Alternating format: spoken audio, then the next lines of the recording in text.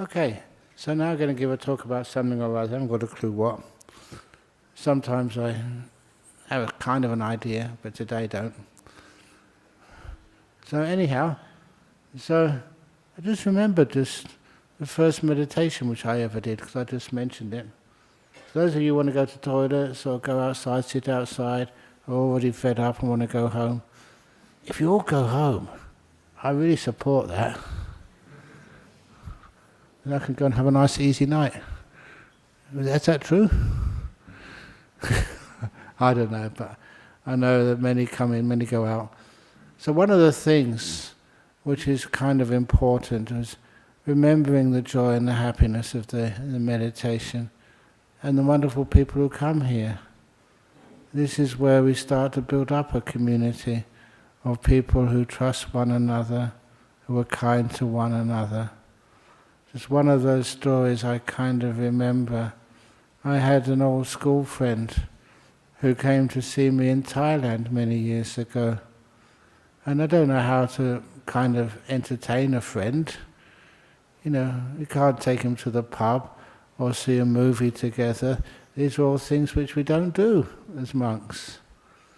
So what I decided to do, I said to make sure, can you please get up early the next morning and come on the alms round with us. And alms round is a 2,500-year-old tradition which we've had as monks. We do it very early in the morning, basically just after dawn, in the northeast of Thailand. And it's a beautiful opportunity. The monks just walking quietly through the village. And the villagers who depend on us, in so many different levels, would offer alms food, little balls of sticky rice. My goodness, that's one of the reasons why a couple of Thai people here, you know how much I love that sticky rice. Mostly just because of the good memories it gives me. But anyway, my friend said, okay, but no way in the world can I get up at, I think 5:30 in the morning. So, to start the alms round, the first light. And I said, don't worry, I will come to your room and I'll just knock gently on the door and wake you up. He was an old friend for years and years and years. And so that's what I did the following morning. We walked on this alms round quietly. Just at the first light you can see the smoke from the fires where they boil the water to cook the rice. In the village, so by members of that village all came into the monastery to ask forgiveness. I couldn't understand it. You had more food today. You didn't have to feed the monks. Why are you asking forgiveness? It's our gift to you. I said, no, you don't understand what alms round is. We were Westerners just learning the ropes of Buddhism. When you give to somebody else, you get so much joy back, so much happiness. It's just like when it's New Year's, Christmas, when you invite your friends, family for a meal. Don't you get much happiness? Of course you do. That sense of giving and sharing is much more than material things. It's the happiness, the trust. Every time I've given something to somebody, I got so much joy back. Like just one thing which comes to my mind, once I was just passing through Singapore airport. That's another hub where I just go so often. I've got to be very careful going so many times through airports because I visit terminals so often. They say you're going to get terminal disease, Ajahn Brahm. Thank you for laughing. It encourages me. But anyhow, going through, and there was like a Western lady, I think she was an American, just between flights, just trying to get a few minutes sleep, a rest. I know what it's like to be jet lagged. I recently came back from UK, and I said even this afternoon, I was more tired than expected before this evening's talk. Still a little bit of jet lag left. But anyway, she was trying to get some sleep. I didn't know her at all. But then, as I walked past the little bench she was trying to sleep in, I had some eye shades. And so, do you want some eye shades? And she said, oh yes, please. And I just gave it to her. She was like half asleep. She didn't realize. I was just someone who just passed by. No friends. I'd never seen her before in my life. But just gave her a set of eye shades. It's a beautiful thing to be able to do. And I remembered that. That made the flight back from the airport to Perth so happy for me. When we share and we give to one another, it's a totally different world we live in. And so when we never went to the village for alms food that morning, the villagers were really upset. They asked, what did we do wrong? I said, nothing. It taught us what that community is. And I just also remember, just when I came over to Perth, after 9 years, I think, over in Thailand, I came over to Perth, and it was quite a few years before I had the opportunity to go back to Thailand to visit. And when I did, the villagers, after 9 years of being like part of the community, they got to know you. So much so, no one announced. We didn't have newsletters or emails or stuff like that which the villagers could look at. When I went there on alms round the first day, in Thailand you're not supposed to look at the monk you're putting food in the bowl. But they saw there's a new monk at the head of the line. They looked up, and as soon as they noticed me, they started crying. It's like recognition of a person who belonged to that community. And they will never forget it. And these are the sorts of things which you get with communities. If I did go over to England, or if I did stay longer than just 2 weeks, would you miss me? Honestly, yes. And I'd miss you as well. That's why the weird thing, but I never regard any of you, honestly, like students. I regard you as my family. A lot of you, no matter what colour you are, no matter what gender, no matter what you're from or how you talk. Because I see you so often, and that caring becomes really, really strong. And that sense of community is what I was telling my friend in the early morning. But one thing he told me, and I thank him for this, he said it was a strange feeling that night when he went to bed and went to sleep.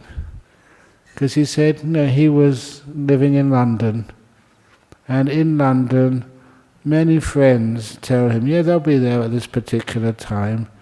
They will wake you up at this particular time. They'll give you a call or an email. A lot of times they don't. But he said that because you were a monk and the lifestyle was so simple, he knew that I would. And of course, I did.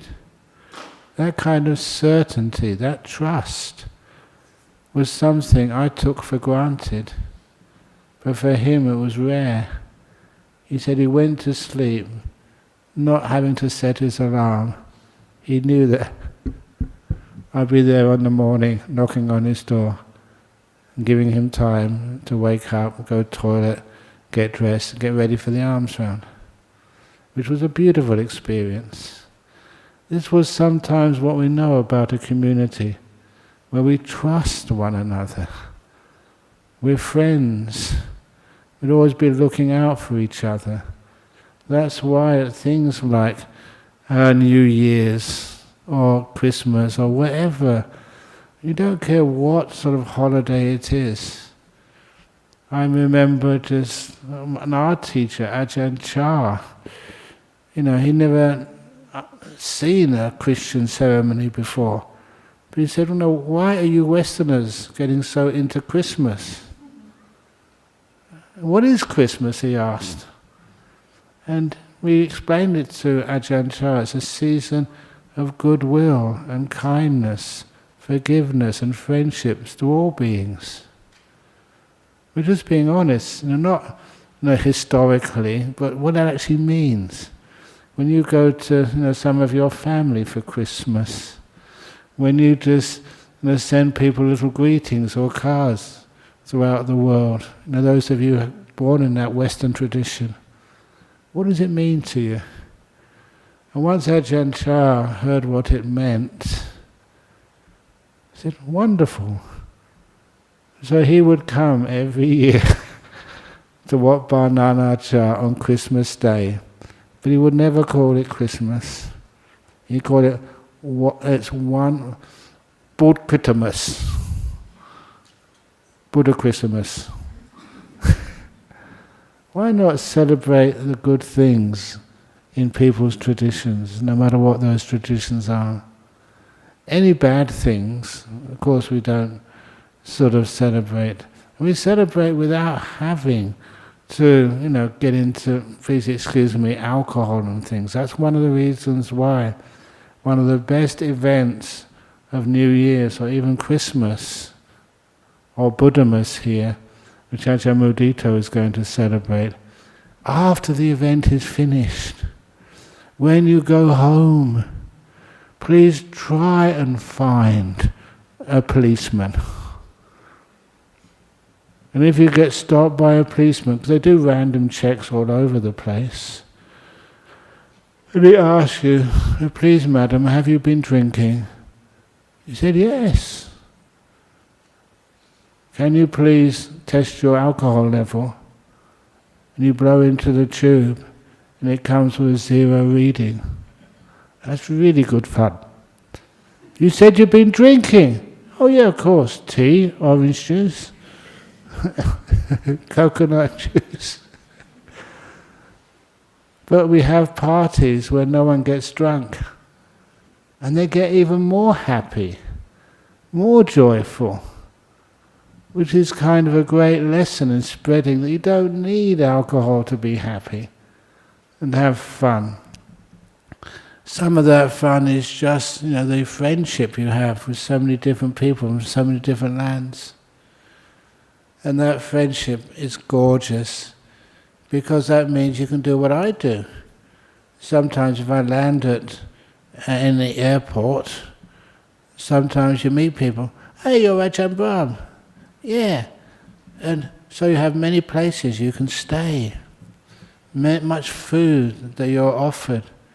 Actually, that's not a benefit, that's usually a danger. Sometimes they give me so much food. Look what they've done to me over the years. It's not just Thais, Sri Lankans, Malaysians, Singaporeans, Bangladeshis, Australians as well. They always love to feed you. Do people like feeding you as well? Are you going to go to a friend's house for dinner or for lunch or something? If ever you do, please tell them how wonderful their food was. I always notice that that's something which I have learnt in a community, to praise people. To say, wonderful, what you're doing is, if they do something for you, they just, even they carry my bag, or they go and get me something which I was needing. I always say thank you, and I make sure they hear it. Because praise does actually make a lot of difference in your life. How many times do people put you down and tell you off? And how many times do they praise you? Even a relationship you have, maybe with your partner in life. Even not just your partner, your boss. Sometimes people give me that nickname these days, Ajahn Brahm, Ajahn Big Boss. How many times have I told you off? How many times have I praised you? Sometimes Like, Eddie, how many times have I told you off? How many times have I praised you?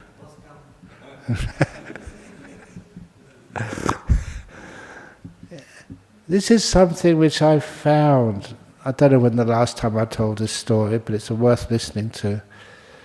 Many years ago, because I was working in cancer research, basically, I met a lot of people from different faiths and religions working there as well.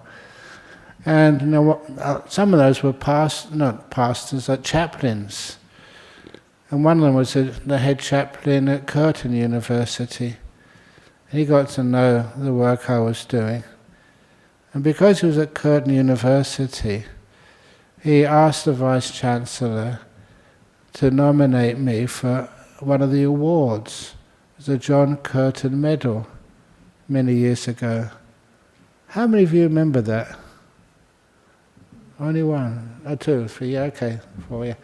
So anyway, the John Curtin Medal was awarded once a year to somebody or groups which promoted community service, vision and leadership. Those were the qualities of the Australian wartime Prime Minister John Curtin, who was under a huge amount of pressure but managed to do a reasonably good job. And so this chaplain nominated me. I never knew anything about it until the letter came and said, "We're awarding you that medal." And it was quite a great honour, just to be offered this. When I was offered this medal, you had to go to the ceremony. That's why some of you went to that ceremony, the John Curtin Medal. And I told everybody at the time, why offer it to me?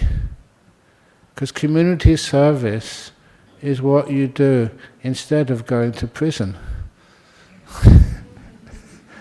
And vision, honestly, if I got vision, I have to wear spectacles. Leadership, okay, I try my best.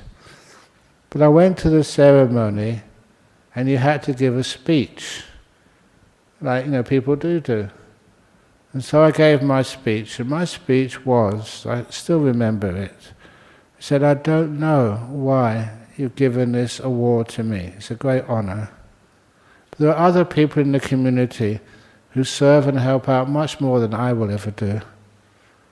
And also, I couldn't be able to do this without the help and service of all the people who support me. But thank you anyway." That was basically my speech. And the next year, you got to go to another person's John Curtin Medal ceremony. And this was Professor Jofi from, I think was it Charlie Gardner's hospital? And he was the head hematologist, treating people with cancer. But what he did, I was listening to his story, why they chose him to receive this medal. It was because, as well as being a hematologist, he noticed that there were some people who weren't being cared for. They'd go to great treatment, but afterwards they walked out of the hospital or their friends looked after them. There was no real aftercare. And that aftercare was, he decided this was really important. He used his position to get about 3 or 4 rooms in the hospital. He got sponsorship from Brown's Dairy, and he introduced things like homeopathy, Reiki, what else did he do there? Other massages, anything which was on the edge, which hadn't got the full scientific support. Many of his colleagues thought he was going a bit balmy. Where's the evidence for this? But nevertheless, he did this, and after a couple of years, they found out that this was actually working. Even like Reiki. Am I right? I've never had Reiki or done Reiki. That's when people put their hands over you. They don't even touch you. But it said that somebody was with you for half an hour, for free, giving you kindness. It was a kindness which worked. They're giving homeopathy or other massages or whatever else, doesn't matter how weird or wonderful it was. The most important ingredient was that kindness and care. They're spending one-on-one time with you, not like a doctor does. They can't do it as a doctor, they've got schedules and stuff. But this was volunteers. Much better, much greater than usual. And he had his John Curtin medal. And when he received his medal, he gave his speech. And I recognized the speech straight away. I don't know why you've given this medal to me. There's others in the community who do much better work than I do. And I couldn't have done this anyway without the assistance and help of all those other doctors and nurses and supporters who helped me out. It was my speech. Nearly everyone's speech, whoever someone says thank you to. And when I heard that and understood its meaning, I realized if ever anyone praises me, I will never, never refuse that praise. I will accept it. And so if you say, Ajahn Brahm, thank you for what you've done, and I will say, yes, I deserve it. Why are we laughing when I said that? Because it doesn't give you a big head. That's what I was taught when I was young. Oh, you don't receive praise. Criticism, yes. You made a mistake, you've done it wrong. You know, you haven't been sitting in the right posture, sit in the correct posture. How many times you're always told off and criticized compared to how many times you praised? It's because of that we have little happiness in this world. We can't relax and enjoy ourselves. We don't trust the people we live with or work with. Imagine, just imagine, if you hardly got any criticism, you got a whole heap of praise. I even mentioned that to Daniel, our sort of driver, when he was driving. I was actually last week, but they went through one of these police speed camera things, and a speed camera, they actually don't fine you, they just tell you how fast you're driving. I said, you're under the limit, well done. I praised him. I said, oh, why are you praising me? And I told him the story of this jurisdiction, and the police decided, instead of having speed cameras and fining people, when they sped, you're not supposed to speed, it's dangerous. Instead of, fining people and punishing them for it, all I learned from the punishment regime at the school where I grew up was not to get caught. I didn't realize why any sort of punishments or something were there in the first place.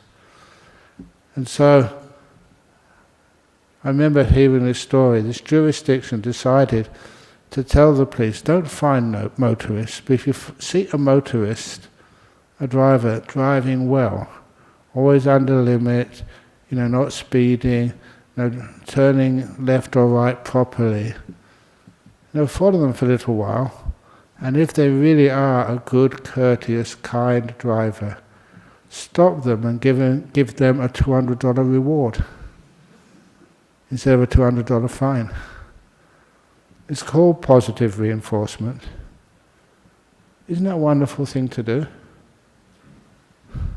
That would encourage people to drive properly much more than fines or points off your license. So they managed to see this driver, always driving really, really well. So the policeman stopped him and said, "Look, sir, so this won't take a few minutes. I'm not coming in here to criticize you or to fine you. I just want to offer you a gift because we've noticed you're a very, very good, courteous, kind driver. Here's a $200. He said, "Oh, it's wonderful, because now I've got the $200, I can afford to buy a license."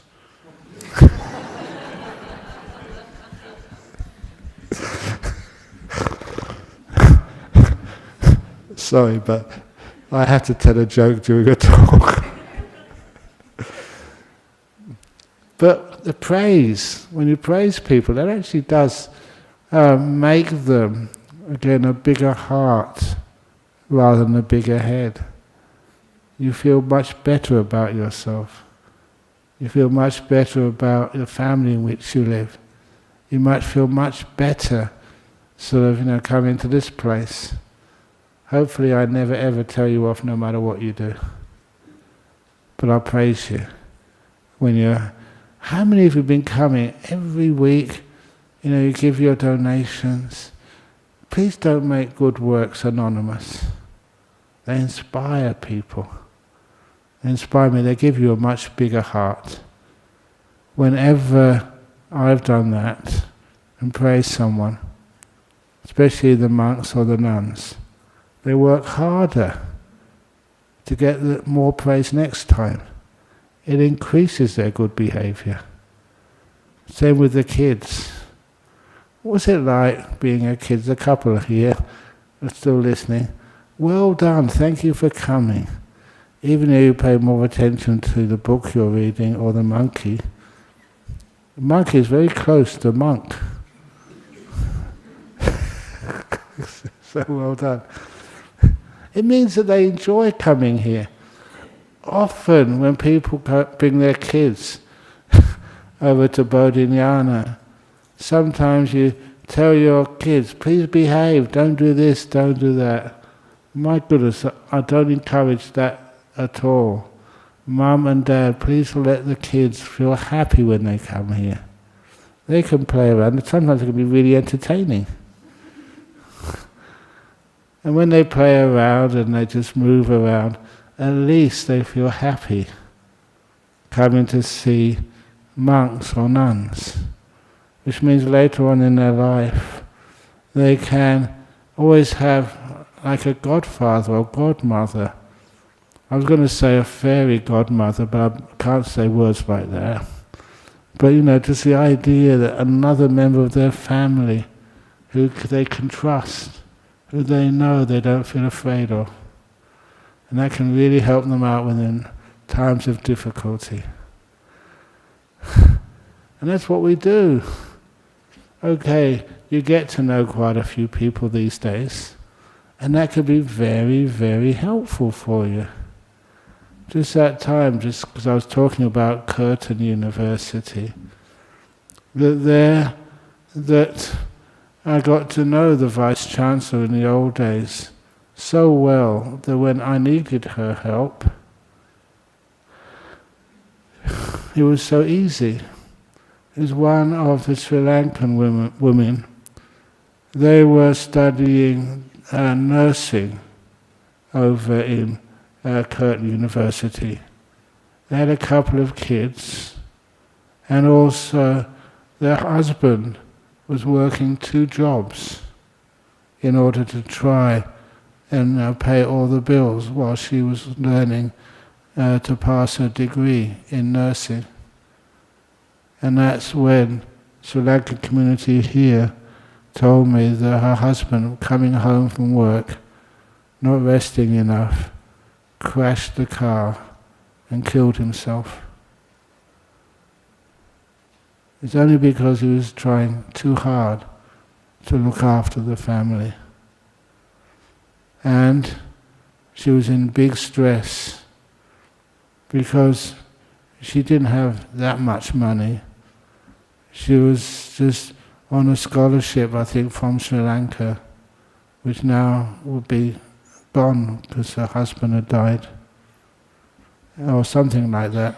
Sri Lankan community raised enough money to pay off most of her bills, but staying at university was an impossibility for her. So that's when I came in. So I'll fix this up for you. Me fixing up, how can I fix up? So just to call the VC, the Vice-Chancellor. Just called her office. Ajahn Brahm here. Can I speak to Jeanette Hackett? She was the Vice-Chancellor. Got straight through.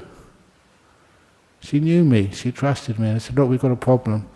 one of your students, the husband died, working too hard. Any chance of a scholarship? And I'll look into it. The next couple of days, she was awarded a scholarship, all expenses paid. Made her life and education possible. I'm so proud of that. You've done something good for somebody. All that hard work which I'd done, it created that trust. When somebody really needed it, it was given. And I love doing stuff like that. I love doing stuff like that because what it does, there are sometimes people have difficulties in their life they don't really deserve. And sometimes if someone can say, look, I know that lady, it's real, they're struggling, can you do something? Then it's actually given. And she usually comes to see me once a year, just to check in with me. She's now a senior nurse. I forget exactly what her role is. But she was smart enough. She made sure that scholarship she was awarded. She worked hard to do her act of gratitude towards the country. It was wonderful what she did. Or just like one of those other stories which I love to talk about. With migration. How many people just want to stop migration? What's it like? If you are kind of coming from a country where you've lost everything. I know many people who are migrants, and apparently now is, I think, 50 years since the migrants actually left places like Vietnam. There's a big ceremony over this weekend for 50 years since the Vietnamese migration to Australia after the war. And there's this one gentleman I know, when he came in a boat, had absolutely nothing. But what he always remembers, somewhere in Western Australia, the first people he saw were these two West Australian fishermen. And when the two Australian fishermen saw him, they shouted out at him, "Welcome to Australia, mate, have a beer." He remembered that. It wasn't so much having a beer, it's just a welcome, West Australians would do. And I often talk about him because he did so well in his life. He moved over to Adelaide and he spent 2 terms as the governor of South Australia. That's how much he was respected. I kind of love stories like that. People give you kindness. And it doesn't make you have a big head, have a big heart, so you can serve others later on. So it's wonderful when we can have that community together. It doesn't matter what religion, what race, and look after one another. And that makes me happy. That's my job, basically. To actually create that community and that wonderful sense of trust with one another. So, I was going to tell them, why not? This evening we've had a couple of talks about a relic exhibition which is coming up. And sometimes I think, do you want to go to a relic exhibition? If you do, go to Bodhinyana Monastery. We've got lots of relics on display there, all for free. But today also, I don't know why, a Sri Lankan family, I went to their house for the dana, and they asked, can I bring some relics over in Bodhinyana Monastery for the ceremony? I've only ever done that once before. And anyway, so I did it for them this afternoon. And that's when, because I was actually holding the relics and presenting it to them just for the ceremony, I said some of the stories behind these relics. And I love telling these stories. They're a bit weird, but they're all true. the first time I did this, having relics coming into Australia, was when over in the north of Malaysia, this Burmese monk, Theravada monk, he presented me with a lot of relics. And I asked him why. And are they real relics? He said what he was doing was going to the remote areas of Burma at that time. And there were many stupas, old monuments, which had fallen over, gone into disrepair, because these relics have been around for hundreds of years. And sometimes the stupas they built over in Myanmar, the jungleids have taken over, and they'd fallen to bits, they crumbled. And also for earthquakes as well. So he was going to remote areas and searching for any old ruins so he could collect those, any relics which were in there. And he said one place he went to, he found out the location because one of the villagers has suddenly become quite rich. And he asked the villager, how come you suddenly got some money? And because it was a monk, he said, no, I'm not a police, I'm not investigating anything. It's just, if there are any relics, I want them so I can worship them. And so, he said, yes, he did find some old ruins. And in those ruins was a golden casket with some bones in them. He said he poured the bones out, because basically he said, look, I'm a really poor villager, I can't sell bones, but I sell the casket, which was golden. So he sold that in the market, and that's where they found out, that he'd actually discovered one of these ruined stupas. And so the monk asked him, please, please, please, please, all I want is those bones. So he took him into the jungle a couple of days. They found that stupa, they found those bones, and he took them and put them in proper containers. And those are some of the relics which are now in Bodhinyana Monastery. He handed them to me. I had no doubt about them. But also that imagine bringing those bones into Australia. Even then, the customs were very, very strict.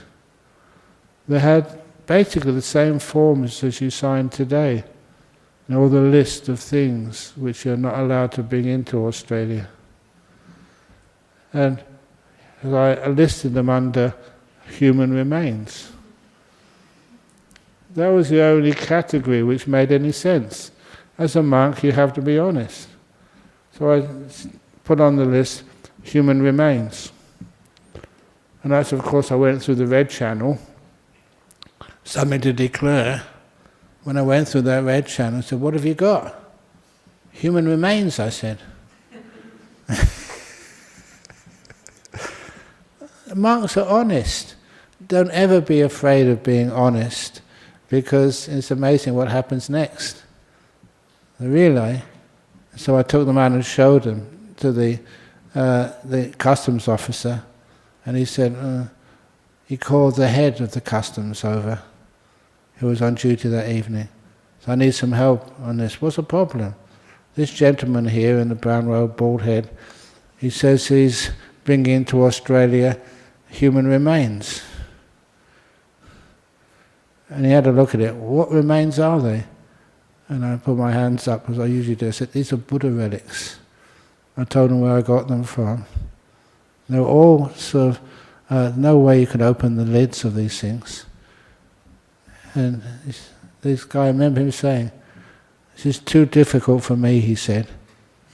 Get out of here. So that's how I got them into Australia, just through honesty. But also, when you bring them in, the other little stories about those relics was that years and years ago, there was a very good one of my favourite monks called Ajahn Brahm.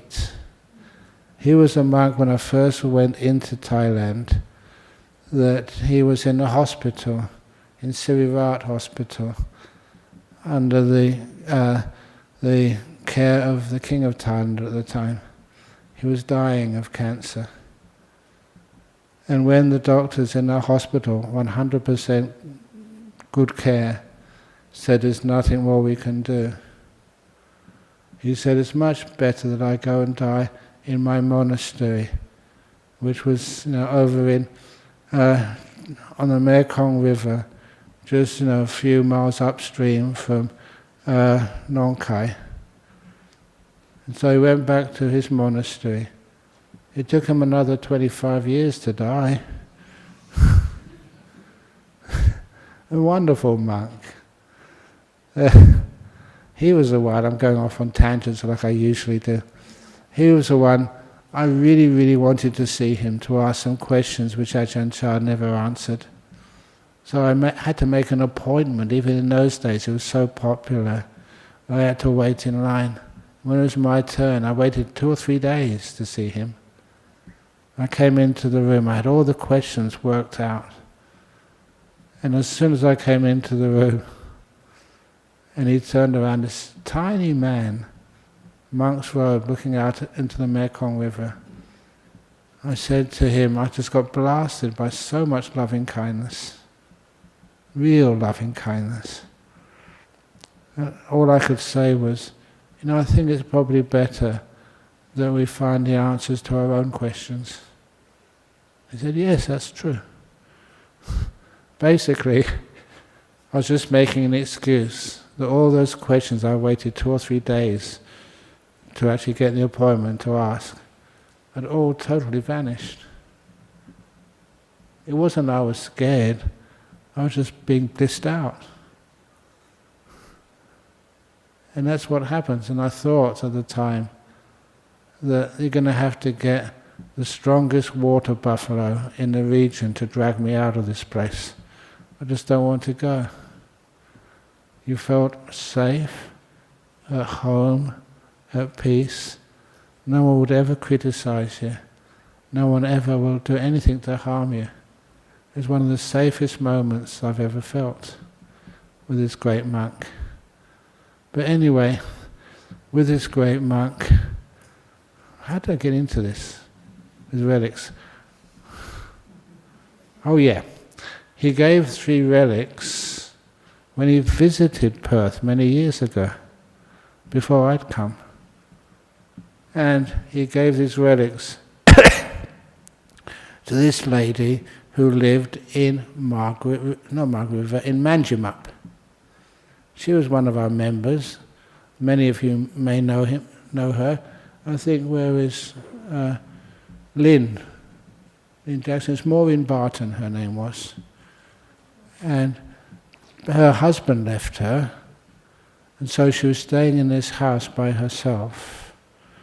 And then one day, because she didn't have a husband at this time, she asked a carpenter to do some work on her house.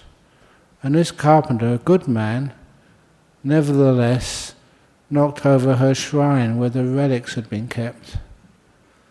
And because the relics, the 3 relics, 2 of them had spilt out, and the workman never actually told her, just put it back as he remembered it. And it's only afterwards she realized 2 relics were missing. And by that time, she'd vacuumed the floor. You know what she did? This was a time, roughly, I remember at the time, the Tiananmen massacre in Beijing, about that time, because we talked about it a lot. And anyhow, she vacuumed the carpet. So she spent about 2 or 3 months with a tea strainer, going through her compost pile, really carefully, really mindfully. That's how long it took. And she managed to find one of those relics, but only one. She'd missed another one. This was again a long time ago. Ajahn Jacquard went to visit her. my previous monk, previous boss of Bodhinyana monastery. And she said that she'd found one again by looking through the compost pile so carefully. The other one hadn't turned up yet. And Ajahn Jacko told her, as long as you're a good person, eventually that other relic will turn up. When I went to visit her, has it turned up yet? No, I've only got two, I lost one. That's when I asked her. True, not exaggerating. When was the last time you looked inside? I said, maybe about 2 or 3 months ago. Can I have a look, please? So she presented the little reliquary to me. I opened the top. How many do you see? 1, 2, 3. It returned. Instead of like celebrating, going woohoo, and tipping the reliquary over again, she just wrote a little letter. She wanted to record that, to make sure that it was exactly as what happened. She must have that somewhere in her house.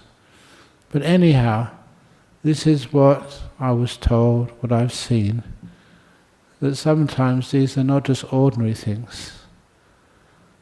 The ones which I got from that Burmese monk, I left some of them in Singapore on purpose. These two, and they were from relics of Mahamoggallana. That's one of the Buddha's chief monks. He had 2 chief monks, Sariputra and Moggallana. And when I gave them to the people in Singapore, they kind of accepted them because they respected me. But they had no confidence or understanding what relics really were. They were all business people, graduates, all university degrees. And they said, what's these relics? If you look at all the relics of the Buddha in the world, there's a big mountain of them. They can't all come from one person. And anyway, I presented 2 of them to them. And I got this email from them about 2 or 3 weeks later. I remember the first part of the email saying, Ajahn Brahm wouldn't believe this. Of course I would believe it. It was they who found it hard to believe. There's now 3 relics. It had multiplied. I don't know if you believe this sorts of stuff. I never did, honestly. When you actually see it, there's something really strange happening. And the last little story I will say, and so you can tell some of the people who are wondering about this ceremony. There was this young man, I told this just beforehand, there was this young man a long time ago who would travel from Lhasa, the capital of Tibet, into India to purchase things and bring them back over the mountains into Tibet to sell. And his mother was a devout Buddhist. And so she asked her son, next time you go to India, can you please bring back a relic? He said, oh yes mum, no trouble. And so the first time he went over to India, when he came back, his mother said, do you remember the relic? Oh sorry mum, I forgot. And as somebody said this evening, that's what sons are like. So I forgot, sorry. So I'll get one next time, promise. Second time he went into India, it's just not by like walking, trekking. And he brought his stuff back. Have you got my relic, son? Oh no, I forgot. Second time, it's really sorry, mum. But next time I promise, I definitely will. So he went over to India, very busy, doing business. Do you get busy doing business? But anyway, the son got very busy. And he was just coming back, And he saw in one of the passes high in the mountains, he saw the town of Lhasa in the distance. And he thought, oh my goodness, I've forgotten for a third time. What can I do? So just as it was, he saw just on one of the paths, a little way down, there was a carcass of a dead dog. It had either died or fallen over and was dead. And so he thought, a bone's a bone. So he scrambled down carefully and took a nice clean bone from the carcass of this dog. And he wrapped it in an expensive piece of cloth which he intended to sell for a profit, but he thought, no, I can use this to convince my mother this is a real relic. What's called marketing. If you put a thing in a very expensive looking container, in this case a piece of beautiful cloth from India, people think it must be worth something. So he put this in a beautiful piece of cloth and offered it to his mum. Mum, this is for you. And his mother was so happy. She put it on her shrine. This is a story as I read it, not what I make up. She put it on her shrine and he was, okay, my mum's happy, that's good enough. And he went off selling his stuff. When he came back home, he could hardly get in his own house. It was crammed with monks and lay people. And these amazing, beautiful lights were coming out of the shrine room from the relic, which was glowing. That's why all the monks were there, to see it for themselves. They said, no, was this a relic or a dog bone? What's the answer to that? Because I've seen wonderful things happen with relics.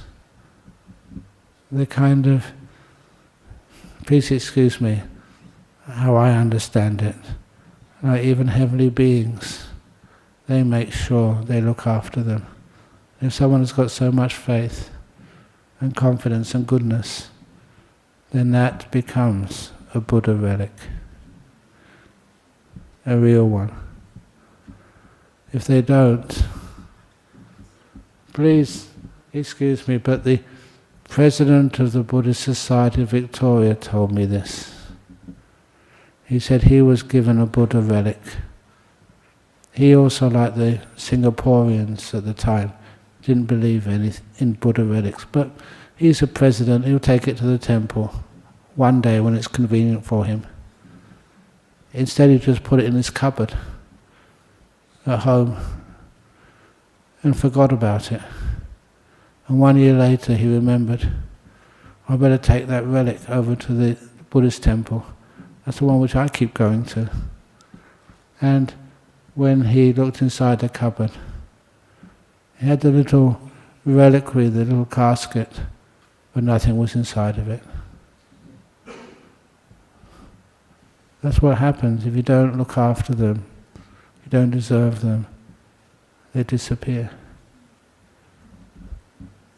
And I'm saying that as a theoretical physicist trained at Cambridge. These are not simple things. But when you see it for yourself, you can't understand why. What you see, the evidence, is more important than any theory. Thank you for listening. Sadhu, sadhu, sadhu, sadhu. I don't know if that helped you or not, but that's the story of my life. Seeing things which shouldn't happen but have. So any comment? Seeing people who should be dead, they're still alive. I often say I chant too much for them. Go, of course you can, Eddie. Here we go. Actually, I got two questions, but I'll ask. One is on relics, the other one is on Reiki. Which one should I do? Or both? Yeah, relics first. Relics, yeah. You know, Ajahn Brahm, it is said, that high monks, high priests, when they die, they get cremated, this thing, they're the people, they look for pearls, Yes. Because they're so high, it's from the brain. After Have you Ajahn heard? Chah died, I had a few people at night looked inside his septic tank, looking for relics. It was going too far. You got it? No. No, the septic tank. They only found his poo. Oh. That's where, you sit on the toilet, that's where the poo goes. But nevertheless, they opened up the lid and searched for relics. No, that is after the cremation. Oh yeah, but before, while he was still alive. No, the relics is after when they cremated. Sometimes even then before. Then they say that that's a well-known Buddhist. Oh yeah. They find the like pearls, because they are so high up, the mind is so clear that they are pearls, Is it the monk who's high up, or is it the faith of the lay people? No, cremation, you I've seen that many times. The bones, or the ashes. Among the ashes, you find. Yeah, I've seen that many times. Yeah, the pearls. They say pearls, Yeah, sometimes they look special, not real bone. But anyway, that there's many types of relics. Okay. But anyway, what's the other one? Reiki. The other one is the Reiki. When you mention about Reiki, there's all these healing things. Okay, I was also thinking of remedial massage. Massage to heal the thing. Okay. Don't you think this thing, compared to our Buddhist, the Reiki and the remedial massage, they are just superficial things, okay? And they cost money too, Whereas on the Buddhist one, okay, we have the meditation, and the Buddha gave us a lot of tools too, it to calm us down. Like mind is a forerunner of all states, everything is mind-made, So the Buddhist one give us a lot of more tools to deal with our problem, especially when we have stress, anxiety, all these things, depression, So we can use this more. But this is also one of those Buddhist tools. This offering, which was given at Charles Gardner Hospital, it was all done for free. It's sponsored by Brown's Dairy.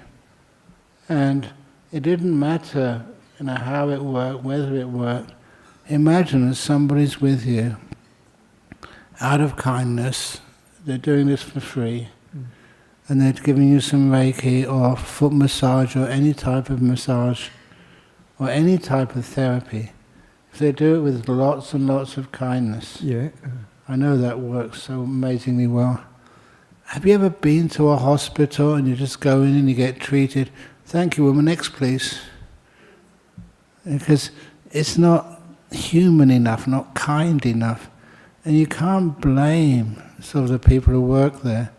Doctors and GPs are given an incredible hard workload. And they're going to write all the case studies about it. There's something a bit sort of not human about it.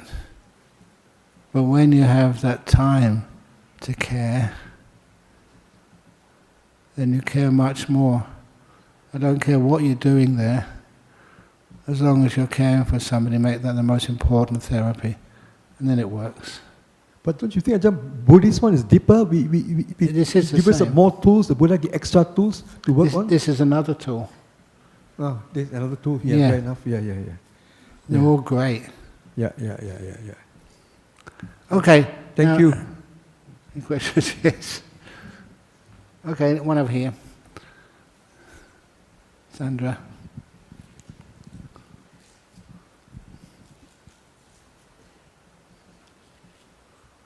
So Ajahn, I guess the thing I find difficult in this scenario, so you come across someone, they absolutely believe in this thing. Maybe I absolutely believe in the mala around my wrist. I feel, I bought it from a special place. it was blessed, it has a lot of energy for me.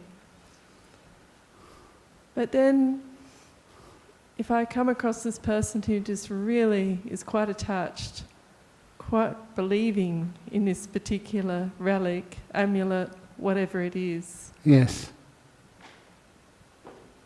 And I'm not feeling it. Yeah. How do you question that without, because the reverb's pretty intense. Yeah. There's sometimes it's wonderful to question. That's one of the things which the Buddha said, please question. And Ajahn Chah taught me, please ask questions. And sometimes some of our beliefs are not accurate and not good. That's why I always love it when people feel free to ask me the toughest of questions, and ask each one of the monks the toughest of questions. That's where I learn. And it's also that you can't question what you've seen with your own eyes. The power of belief. Please excuse me again, because I tell the story almost every week about when I was a young student, and joined the Psychic Research Society. I was interested, all these claims of weird stuff. I wanted to see it for myself. And so one of those experiments, which I often describe about the power of the mind, was when we put the 4-inch nail on the end of a piece of wood, hypnotized one of the students. That nail was red hot, and touched it on his skin. He screamed in pain. A real scream. He wasn't playing, he wasn't an actor. He really yelled. But what I never expected, what I never forget, was to see a blister come up where that nail had touched his skin. His belief had created that blister. And afterwards, he started thinking, if the mind is that powerful, it can create a burn mark. Why can't it shrink a tumor? And that is really important for people in their life. And when you've actually seen that happen, why can't we make use of, the Buddha's teachings, everybody's teachings, that know that things are not so fixed, solid. That even with a mala, if you really do have that belief in them, that can do wonders. It's not the mala, it's the way that people look at it. Same as relics as well. It's not the fact that they've been worshipped for ages. It's when you see it, how do you feel? Have you ever been into places which, they feel like holy, spiritual? Have you been into one of those places which many people say is so true because you've felt it for yourself, is in the hall at Bodhinyana Monastery? How many people have meditated in that hall, especially the front? It's really special. One of the reasons why many great meditators have sat there, but also in that Buddha statue, there's many relics in there. That's the only explanation I have. And make use of it when it's there. We even had, without telling me, one of the supporters invited a Reiki master, apparently one of the top ones, into that hall. And even he noticed that. He said the front of that hall is incredibly powerful, not Reiki, sorry, Feng Shui, but incredibly strong Feng Shui. The back not so much, but the front, whoa, some of the strongest he's experienced. He didn't know anything about it. And many of you, if ever you are a meditator, you know the basics, and you're going through, say, Bodhinyana Monastery, and you go into the hall and go sit in the front when there's nothing, no ceremonies on or anything. Go and try it. It's incredibly powerful in there. You get the best meditations of your life. Do you agree with me there? How many agree with me because I've done that? Yeah. Why? Yeah, but that one is more energy. Okay, let's answer some questions online. Thank you. William Goby, question from Germany. Dear Ajahn Brahm, how do I develop patience when I need it most? How can I best develop patience and exercise it? Thank you kindly. How you best develop patience is learn the power of the present moment, of just being now. Sometimes it's a joy when you don't even think of the future. When you realize your future, as I often say, is being made right now. And patience is natural. You get free of time. That's why, and I just said, actually I said that somewhere else, said the story of when, just after a talk by Ajahn Chah over in Thailand, I just went to the back of the hall and sat still for 2 hours. Just on the concrete. Not, a comfortable position, but how can you sit for 2 hours, even what should be really uncomfortable? You stay in the present moment, just right now. Time has no meaning then. When you get free of the prison of time, you can be as patient as you want. That's beautiful. And what happens, hopefully you've had those meditations too, when you're just sitting down and you get very peaceful, and it's very beautiful, very happy, and then you come out afterwards and look at the clock. The clock must be wrong. The clock's not wrong. You've been meditating a long time, having a beautiful time. That's the best type of patience. And when you need it most, please don't, there's 2 types of waiting. One I call waiting in the future. It's waiting for something to happen. That's impatience. The other type of waiting is waiting in the present. Totally different. If you wait in the present, that's called patience. Just happy to be here. Something's going to happen, but don't wait for it to happen. Wait on this moment. Be mindful, be kind to it. From Bolivia, I don't know why, but in my meditation, I tend to move a lot of my hands and feet, which is very uncomfortable. How to still my body, and could that be kama chanda, or what hindrance?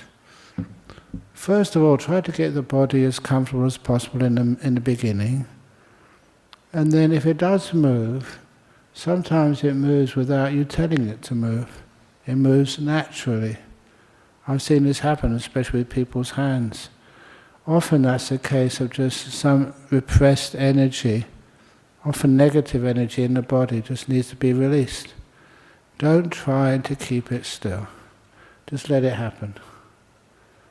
Make sure there's not too many people around you, which you hear when you extend your hand. And just let the body do what the body does. You just stay with the mind and keep that nice and peaceful and calm. And it will just disappear by itself after a while. Not that long.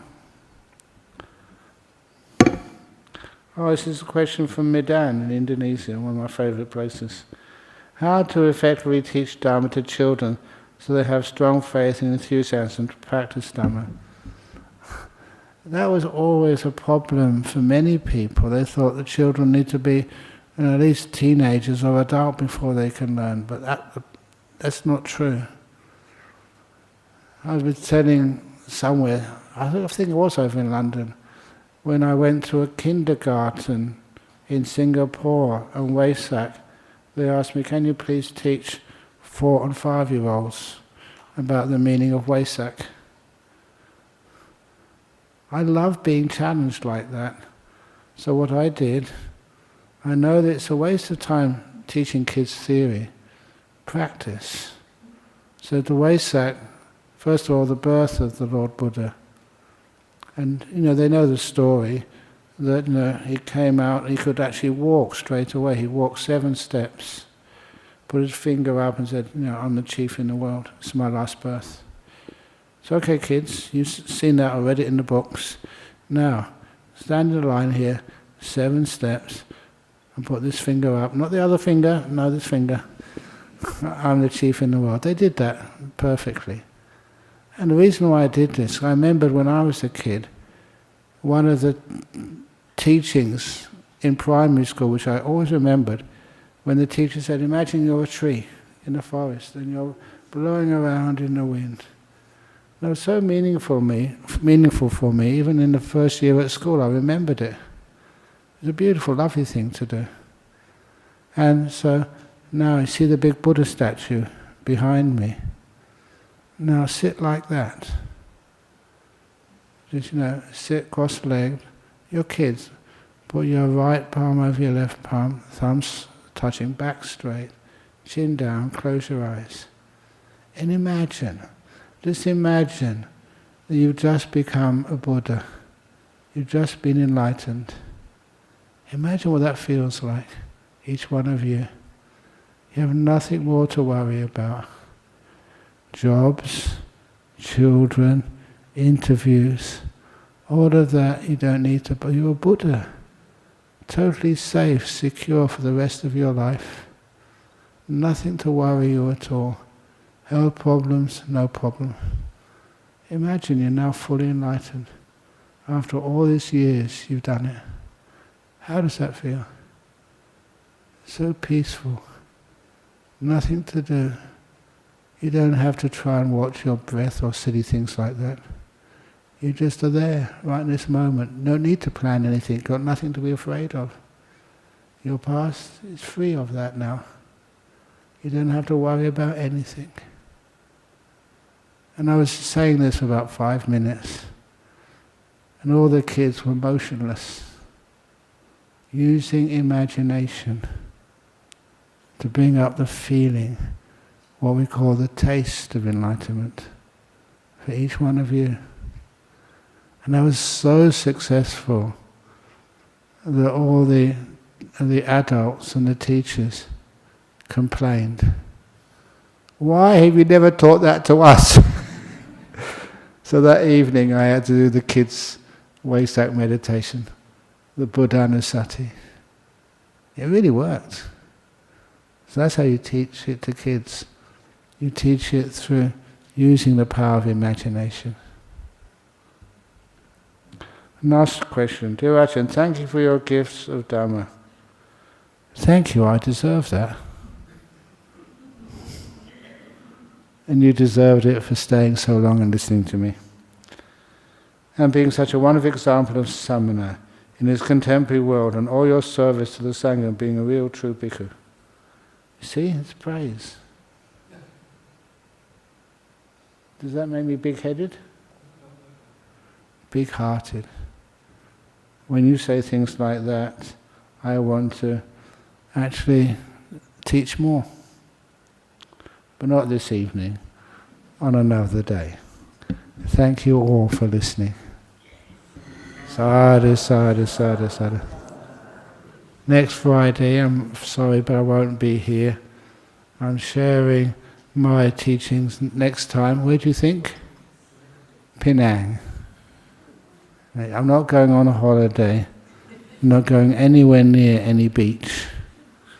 But what I do is just to teach retreats, which is a wonderful way of giving. That's why I enjoy myself so much. Not relaxing. Well, actually I do relax, but I relax by sharing, doing. Okay, let's pay respect to the Buddha Dhamma Sangha.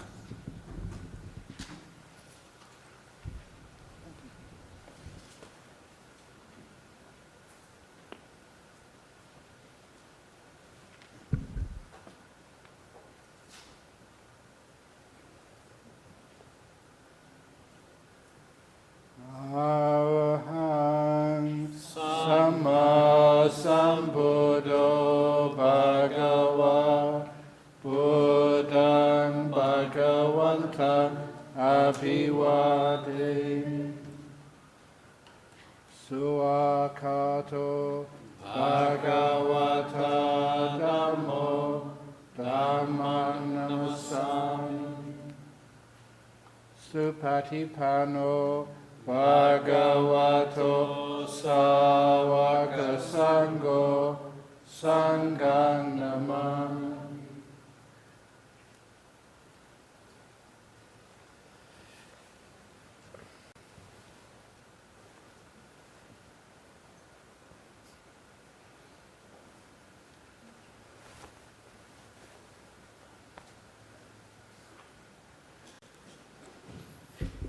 Excellent. So I wish you all a safe and content Christmas, no matter what religion you are.